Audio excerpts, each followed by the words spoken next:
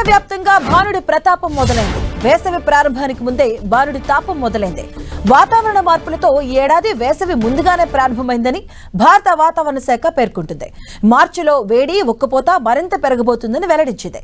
మార్చి తొలి వారంలోనే దేశంలోని పలు ప్రాంతాల్లో ఉష్ణోగ్రతలు సాధారణం కంటే 2 నుంచి 6.5 డిగ్రీలు ఎక్కువగా నమోదయ్యే అవకాశం ఉందని పేర్కొంది. భానుడి ప్రతాపంతో రాజస్థాన్, ఒడిశా, ఛత్తీస్గఢ్ తో పాటు పశ్చిమ, దక్షిణ భారతంలో గరిష్టంగా ఉష్ణోగ్రతలు 34 నుంచి 37 డిగ్రీల మధ్యలో నమోదవుతాయని భారత వాతావరణ శాఖ అంచనా వేస్తుంది. అటు ఏపీలోనూ గరిష్ట ఉష్ణోగ్రతలు 36 డిగ్రీలు దాటే అవకాశం ఉంది.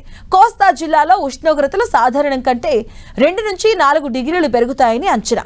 నిన్న కూడా ఏపీలో ఎండ తీవ్రత కొనసాగింది.